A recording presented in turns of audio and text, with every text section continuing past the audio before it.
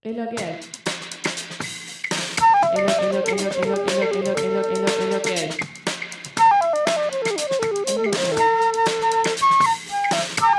Es lo que hay.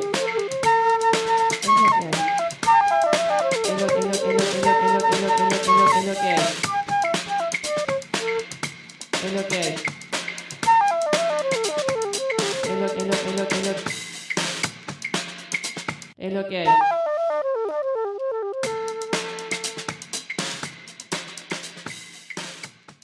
Buenos días, buenas tardes, buenas noches.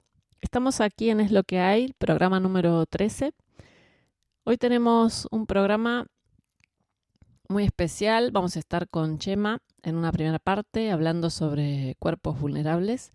Y en una segunda parte, en el arte para transformar, estaremos con la artista plástica Francesca Maresca.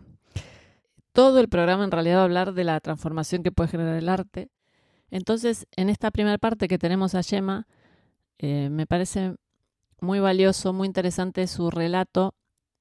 Para empezar, porque está en primera persona, es ella la que es diagnosticada y a través del arte terapia puede expresar cómo se siente, no solo en relación a la vulnerabilidad de los cuerpos, sino cómo las sociedades se posicionan, ¿no?, frente a un cuerpo vulnerable. Y en ese posicionamiento en general hay un no reconocimiento de la propia vulnerabilidad de los cuerpos. Entonces es un trabajo muy grande por eso, en el que se hacen muchas preguntas, ¿no? ¿Qué pasa cuando un cuerpo deja de ser productivo? ¿Qué es ser productivo? ¿Qué es el éxito? ¿Por qué no nos permitimos la fragilidad y la vulnerabilidad? Bueno, todo esto y mucho más. Prefiero que lo explique Gemma, es que a mí me dejó pensando mucho todo lo que explica. Me gusta mucho su trabajo, así que nada, te damos la bienvenida, Gemma. Muchísimas gracias por estar aquí en este programa de Es lo que hay. Hola, buenos días, Mecha.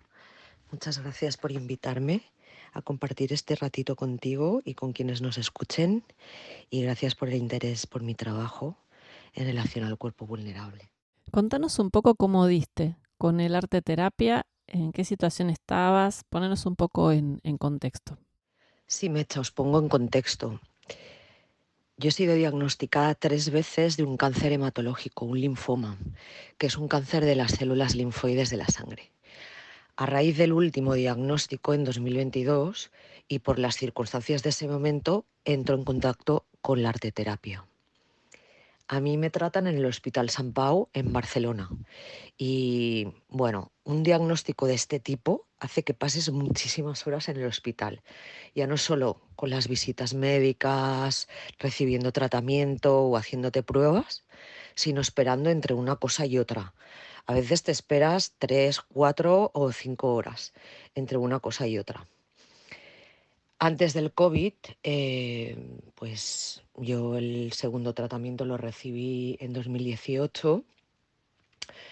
Estas esperas para mí eran más fáciles de llevar, ¿no? Porque si me tenía que esperar pues 3, 4 horas entre hacerme unos análisis y ver al médico, me iba a unos sofás que habían y bueno, pues leía o escuchaba un podcast, pero claro, ahora dentro del hospital las medidas de seguridad que se impusieron a raíz del COVID, pues hacían que estas esperas se hiciesen muchísimo más pesadas, ¿no? Tienes que estar ahí dentro con la mascarilla muchas horas, igual tú no te encuentras bien, pues te falta aire porque estás anémica o cualquier cosa, ¿no?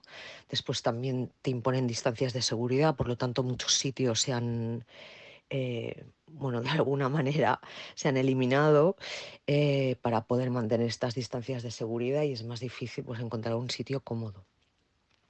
Y entonces yo en ese momento pienso, bueno, ¿dónde me puedo esperar, no? Sant Pau está situado en un lugar que no hay ningún parque cerca, bueno, cerca como que no tengas que andar mucho. Después la calle que hay delante es una calle mega transitada, muy ruidosa, pasan ambulancias. Y yo digo, ¿hasta dónde puedo ir? Y entonces me doy cuenta que dentro de Sant Pau, en el recinto modernista, lo que está afuera, lo que era el Sant Pau antiguo, que bueno, es una zona muy bonita, han abierto un centro que se llama Cálida. Cálida es un centro, un espacio súper acogedor y es un pabellón con un jardín y cualquier persona que tenga una relación con el cáncer, esté recibiendo tratamiento, ya lo haya recibido, un familiar o un amigo que acompañe a esta persona, se puede acercar y estar allí. Bueno, pues si quieres estar un rato sentado en el jardín, estás un rato sentado en el jardín. Si quieres hablar con alguien, puedes hablar con alguien. Ellos ofrecen, bueno, diversas actividades y también servicio de psiconcología. Hay unas enfermeras a las que les puedes hacer preguntas, pero bueno, mi idea era como irme allí a pasar los ratos para esperar. Y entonces, bueno, veo las actividades que hacen y, bueno, me llama la atención el tema de la arteterapia. Y ahí es como yo entro en contacto con la arteterapia a raíz de mi diagnóstico. ¿Qué te ofrece entonces a ti la arte terapia? ¿Qué me ofrece a mí la arteterapia? Pues en ese momento me dio aire, recuperé mi voz, porque con este tercer diagnóstico yo entro en un momento de bloqueo a todos los niveles, mm, absoluto. Y esto me pasa por primera vez en mi vida, porque yo soy una persona muy activa y siempre muy dirigida a la acción, ¿no? Y de repente me encuentro bloqueada totalmente y no sé cómo salir de ahí. Y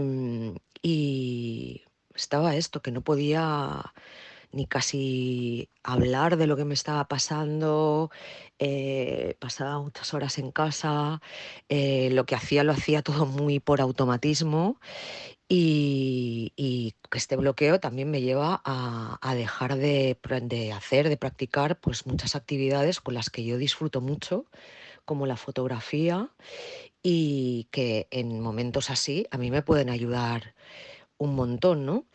Y entonces cuando veo que puedo hacer la arteterapia, en ese momento, bueno, ya ves que estaba bloqueada, pero, ¿sabes? Tenía ahí como en mente de tienes que hacer algo para salir de esto, ¿no? Y en ese momento me planteo que poder participar en un taller de arteterapia igual me puede ayudar a salir del bloqueo. Y bueno, eh, ahí es lo que te digo, yo recupero mi voz, recupero las ganas de hacer cosas y sobre todo recupero las ganas de crear, ¿no? Y lo hago también porque la arteterapia me ofrece un espacio y yo creo también, pues, no lo sé, debe ser también como la práctica, ¿no? En Cálida, me ofrece un espacio en el que yo me puedo expresar muy libremente, sin recibir ningún tipo de juicio. Y para mí esto es algo que me da mucho alivio, ¿no? Como te decía antes, ¿no? Me devuelve la voz y es un globo de aire, porque es esto, desafortunadamente también un diagnóstico va unido a una gran carga simbólica y mucho juicio propio y sobre todo por parte de la sociedad, ¿no? Te colocan en un lugar en el que, bueno, yo al menos nunca me he sentido cómoda y he tardado muchísimos años en saber por qué. Explícanos entonces un poco el proyecto en el que estás, este proyecto creativo que iniciaste, un poco cómo se fue generando y en qué instancia está ahora, ¿no? Actualmente. Si yo, como te decía, con la arteterapia recupero mi voz, recupero las ganas de crear, las ganas desde un lugar muy humilde, porque yo no me dedico profesionalmente al arte ni a la creación, yo trabajo desde la experiencia. Mi voz viene de tener las manos manchadas de barro del terreno, ¿no?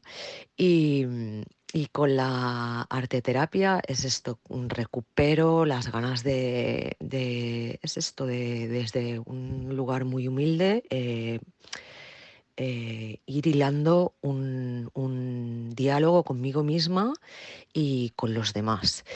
Y, y voy llevando a Cálida Arteterapia y lo vuelvo a mi casa y lo sigo trabajando, un cuaderno de trabajo que luego va a ser la semilla que va a dar fruto al proyecto que estoy trabajando ahora.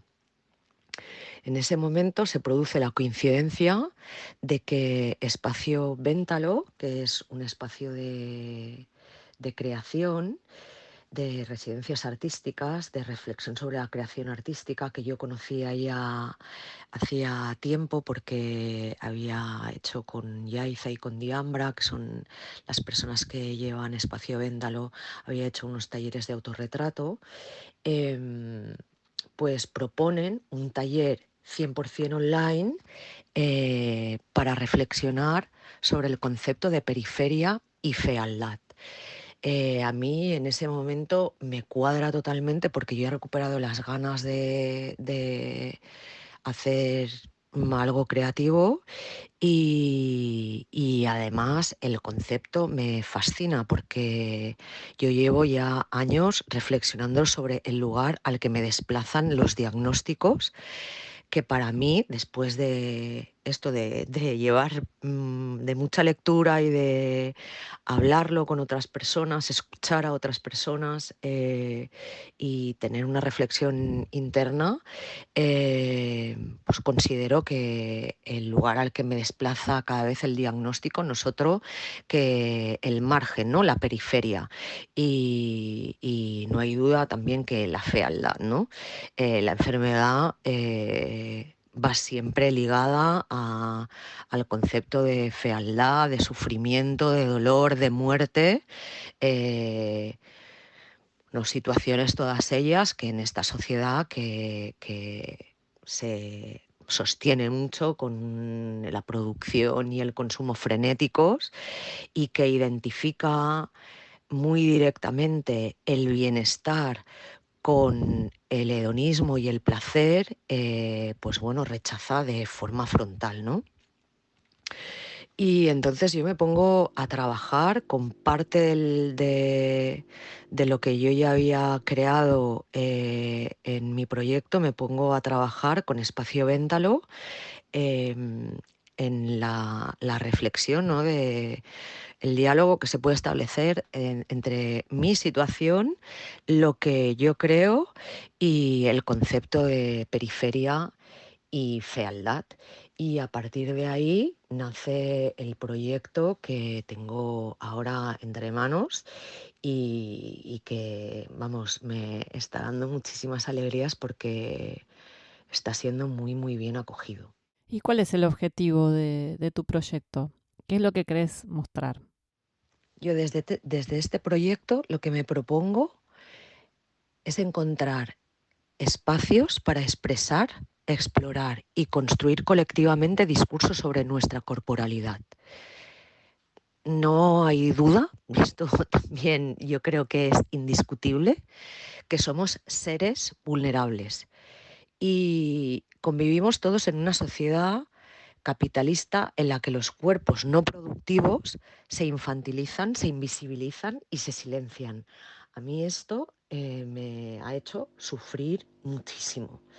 Y he tardado, como te decía, varios años en poder llegar a la conclusión de que parte de mi sufrimiento procede del lugar en el que me sitúa a mí esta sociedad cada vez que yo tengo un diagnóstico. Además, también el diagnóstico de cualquier enfermedad grave, una enfermedad crónica o cualquier hecho que ponga de manifiesto esta fragilidad que nos caracteriza, hace que sea difícil encontrar palabras para relacionarnos, ¿no? Porque el discurso está muy construido para relacionarnos desde otro lugar, ¿no? Desde el lugar es esto de la producción, del consumo, de la felicidad, del triunfo. Entonces, esta ausencia de palabras es pasto para que las personas que nos encontramos en estos márgenes estemos experimentando mucho una sensación de separación y de ruptura, que nos sintamos aisladas.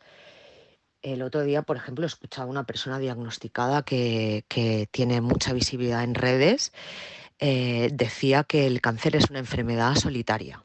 Literalmente decía, tus seres queridos no saben cómo ayudarte, no te entienden y tú no quieres preocuparlos más.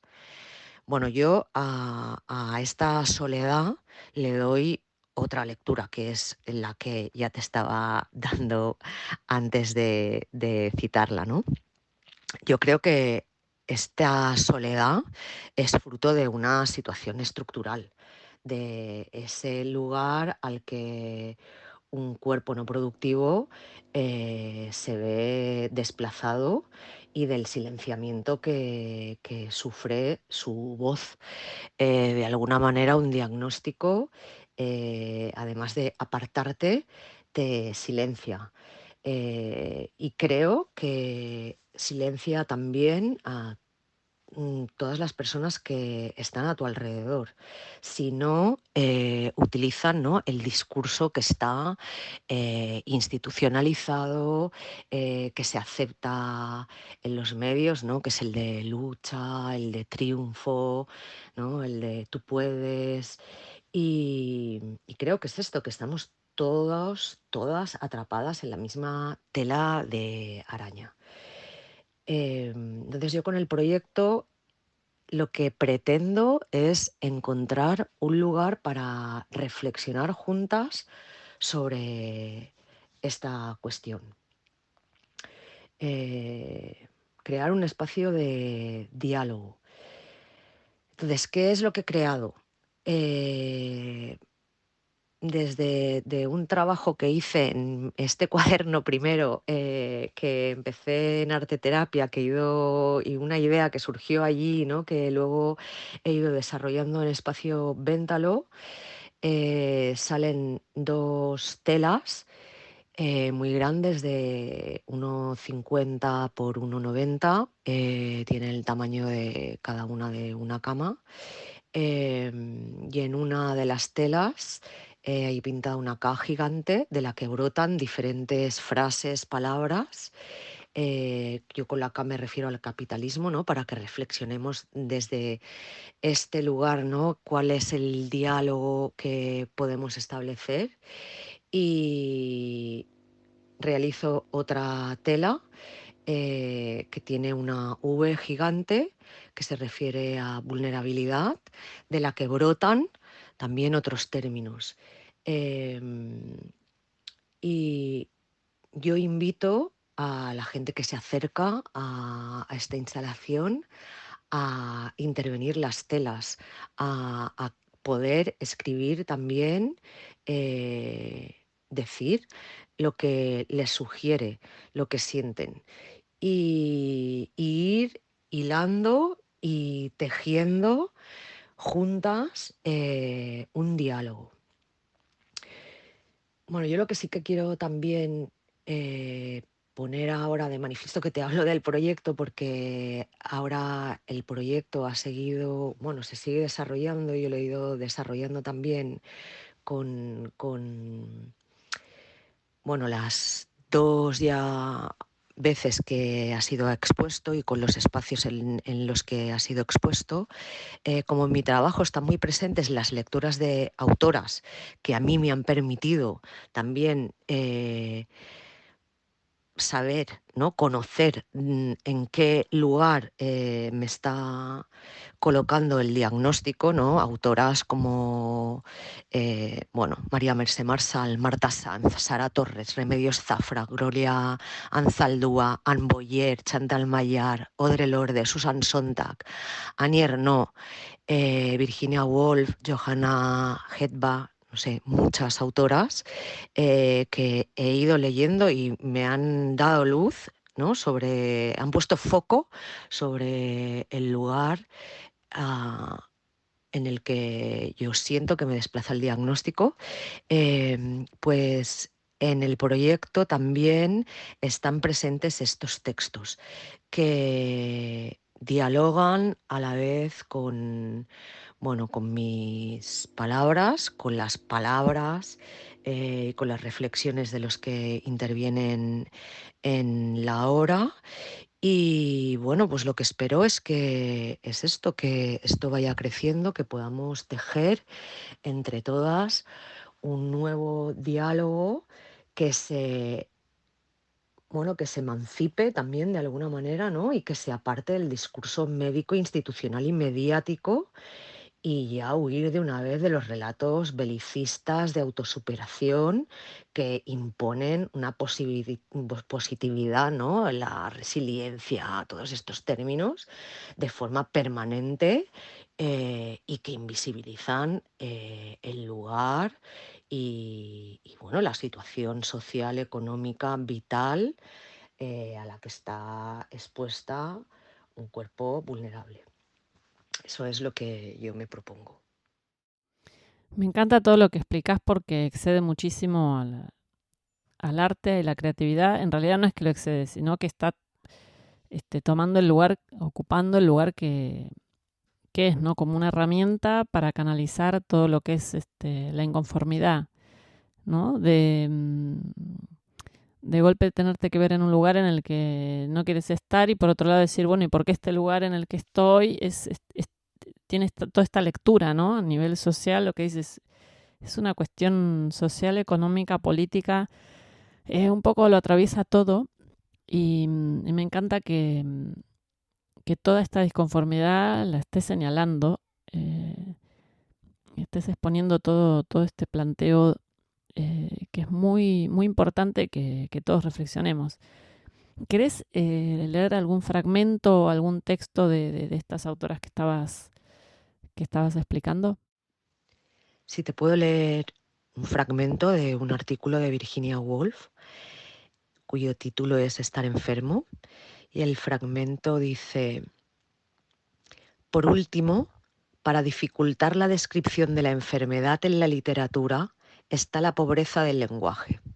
La lengua inglesa, que puede expresar los pensamientos de Hamlet y la tragedia de Lear, no tiene palabras para el escalofrío y el dolor de cabeza. Todo ha crecido en una única dirección. Sigo un poco más adelante. Pero no es solo un nuevo lenguaje lo que necesitamos, más primitivo, más sensual, más obsceno, sino una nueva jerarquía de las pasiones. Habrá que derrocar al amor en favor de los 40 grados de fiebre, que los celos cedan su lugar a los pinchazos de ciática, que el insomnio tenga el papel del villano y el héroe sea un líquido blanco de sabor dulce, ese poderoso príncipe con ojos de polilla y pies emplumados, uno de cuyos nombres es Cloral. Aquí el texto de Virginia Woolf, que me parece que de una forma súper bella describe esta falta de lenguaje y además pone de manifiesto una cuestión súper importante, ¿no? Igual para encontrar ese lenguaje eh, tenemos que hacer un cambio, ¿no? en la jerarquía, que ella llama la jerarquía de las pasiones. Contanos, Gemma, ahora dónde podemos encontrar tu proyecto y dónde se expuso. ¿Y dónde se va a poder ver? Se ha visto ya en Italia, que os decía que ha tenido muchísima, muy buena acogida. A mí me emocionó muchísimo, muchísimo, porque, bueno, yo iba incluso con prejuicio, ¿no? De que cómo se establecería la relación con estas telas, hablando de un tema que a veces es complejo. Ha estado en el Festival Contracorriente, que se realiza en Italia, es un festival de música y creación contemporáneas, y en una vila también maravillosa en Fumane, en Verona, en una exposición efímera. Es esto con muchísima, muy buena acogida, con bastante intervención. Y ahora, en septiembre, a mediados de septiembre, en concreto el 19 del 9, el 19 de septiembre, se hará una presentación en Barcelona, en Crisi, que es una librería y un espacio de pensamiento que encontráis en la calle Florida Blanca, muy cerca del Mercat de Sant Antoni. Es un espacio de referencia para mí, que ha contribuido también muchísimo a que yo haya podido encontrar mi propia voz y que me han tratado además siempre con muchísimo cariño y me hace por eso muchísima ilusión. Estamos preparando algo que yo creo que va a ser muy bonito y que, bueno, pues que creo que va a ser un día de sexto de creación, de diálogo, de compartir y sobre todo también espero que de disfrutar. Chema, ¿crees que el arte entonces es un canal de transformación que puede transformar el día a día de las personas? Esta pregunta siempre la hago en la segunda parte del programa, pero siendo que tú eres una gran creadora y transformadora, creo que en este caso la que transforma la realidad del día a día eres tú, que te atreves a transformar a través de tu realidad la de los otros. Pero dime qué piensas tú. Y si el arte transforma, no hay duda de que el arte transforma. Para mí, crear en esta ocasión ha sido vital. Yo no sé si llamaría arte a lo que yo hago. Sí que me gustaría, sobre todo, poner encima de la mesa la palabra creación. Pero de todas maneras, claro, el arte transforma. Pasar un rato en un museo, leer, ir a visitar una exposición, escuchar música. A mí poder escuchar música, yo lo que me llevo al hospital siempre, siempre es un libro y un altavoz pequeño que tengo y mis listas de música. No me llevo nada más porque son lo que me dan, lo que me sostiene en momentos muy difíciles. La música a mí me acompaña muchísimo y hace que pueda transportarme a otros lugares, ¿no? Entonces, sí, claro, el arte es vida, para mí es vida.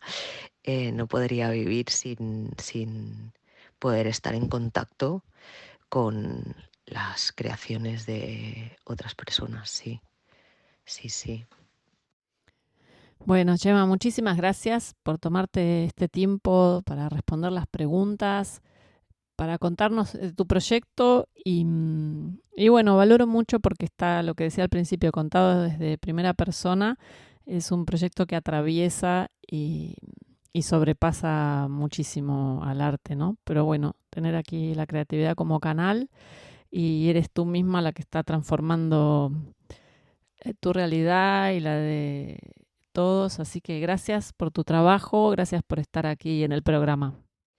Muchísimas gracias, Mecha, por darme este ratito, por darme este lugar y, y nada, pues espero eso, poderte ver en septiembre en Crisis. Un beso a todas y un abrazo. Un abrazo para ti, Gemma, y sí, me encantaría poder ir a Cris y ver en septiembre. Lo tendré presente para poder ver tu trabajo, verlo ahí en vivo y en directo.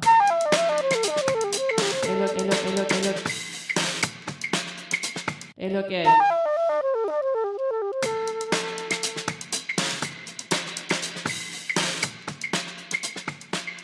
En esta segunda parte tendremos a Francesca Maresca. Ella es una artista que, mirar lo que me dice, ella es una artista que enseña a través del arte el mundo de sus ojos y sigue volando sobre flamencos, inventando la magia y superando los límites. Así que, Francesca, bienvenida aquí a Es lo que hay. Gracias por estar en este programa. Muchas gracias por invitarme. Contanos un poco cuáles fueron tus inicios, cómo fue un primer contacto para ti con las artes plásticas y cómo fue el recorrido de tu carrera. Bueno, yo empecé la carrera de arte. Igualmente nací en una familia de artistas. también mi tatarabuelo era un artista, mi abuelo, bisabuelos, entonces vivir y nacer ya en una casa que era así como un museo, y cuando respiras y comes como si fuera pan l'arte, eso ya diventa todo más simple. Después la carrera de escenógrafa teatral, empecé trabajando en el teatro, también haciendo exposiciones. Me vine a Barcelona y empecé con Galerías en Gracia. Alquilé también un taller. Ya con la primera inauguración de mi primera exposición vendí todas las obras, 7 obras que estaba exponiendo a una familia de Berlín, entonces una familia alemana que compraron ya todo. Entonces empezó eh, muy bien aquí en España y sigue igualmente trabajando con encargos y todo. Contanos qué es el arte para vos, cómo lo vivís cada vez que empezás una obra nueva. Bueno, el arte es fundamental. Ya tengo 41 años y puedo decir que la mayoría de los años fueron todo con el arte. Y cuando dibujo, pinto, bueno, depende, cuando tengo un proyecto mío en la cabeza, a mí me sale así, toma. Y es algo de muy fuerte, adrenalínico, casi una droga, ¿sabes? Que estás obsesionado en hacer esta obra. Y es todo. Cuando tengo también encargos, claro, lo tengo que estudiar, planificar bien, y entonces es una manera también de llegar al arte poco a poco, paso a paso. Contanos ahora en qué proyecto estás, ahora actualmente, en qué estás trabajando. Ahora estoy trabajando en un proyecto mío personal que es sobre los derechos humanos. Haré como personajes grandes en madera metidos en un bosque, en una montaña que se encuentra en Nápoles, que se llama Faito. Y entonces estoy estudiando las varias zonas, las varias partes del bosque para ver un poquito dónde puedo colgar y dónde queda mejor este trabajo. Y bueno, esperamos bien. Mi trabajo igualmente se puede encontrar en la web, que es francesca-maresca.com, pero también en Instagram, Francesca Art Maresca, o en Facebook, Francesca Maresca. ¿Crees entonces que el arte puede transformar la realidad, la vida, la cotidianidad de las personas? El arte puede cambiar la vida de las personas, siempre y siempre lo hará. Imagínate, te cuento una historia muy breve de mi abuelo, que era artista. En 1941 fue cogido desde Nápoles y llevado en Graz. A la época era Alemania, ahora es Austria. Él fue puesto, como muchos italianos, en campo de prigionia, pero fue salvado de un señor que se llamaba René Colli y que tenía una empresa de pintura. Él, el René Colli, tenía que pintar toda la sede militar alemana. Y entonces los alemanes cogieron a mi abuelo diciéndole a René Colli, mira, puedes usar este señor, este artista italiano, así te puede ayudar en pintar las cosas. Bueno, el René Colli diventó amigo de mi abuelo por el arte y lo salvó. Lo puso dentro de una furgoneta, dentro a un barril lleno de pintura, hasta que los alemanes no lo podían ver y se lo ha traído en casa. Mi abuelo se quedó como 3 meses cerrado en una habitación porque él le hizo documentación, el DNA completamente falso que nosotros hemos encontrado en Italia en familia, y después lo llevó pintando el castillo Edinburgh que se trova que está en Graz, que es muy, muy lindo, que yo estuve mirando. Conocí la familia y le agradecen mucho, porque después de la vuelta del viaje, nació mi madre. Entonces, esto sí, el arte puede salvar la vida también. Bueno, Francesca, muchísimas gracias por estar aquí en el programa, en Es lo que hay. La verdad que es un placer, me encantó la historia que contaste además. Hermoso. Gracias, hermoso tu trabajo también. Te felicito mucho, a mí me encanta todo lo que haces. Así que, bueno, luego pondré los links aquí abajo para quienes quieran verte tus proyectos nuevos y los trabajos que tienes hechos o por algún encargo también, ¿por qué no? Así que muchísimas gracias, un abrazo enorme. Muchas gracias a vosotros, me encantó, de verdad, es de corazón. Viva el arte, siempre, en todas las vidas, en toda manera que se pueda encontrar. Adiós. Muchísimas gracias a Chema, a Francesca. La verdad que este programa es como, bueno, la vitalidad que da el arte, la importancia que tiene en este programa hoy directamente como salva vidas, ¿no? Salva a las personas, les da una segunda oportunidad, la posibilidad de disfrutar y de vivir, ¿no? Así que gracias a todos por estar. Gracias a Chema, a Francesca. Un abrazo y nos vemos en el próximo programa de Es lo que hay. Es lo que hay. Es lo que hay. Es lo que hay.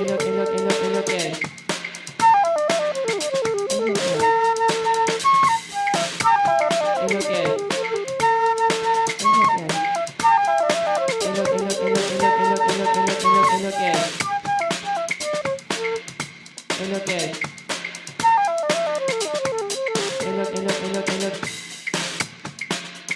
Es lo que hay.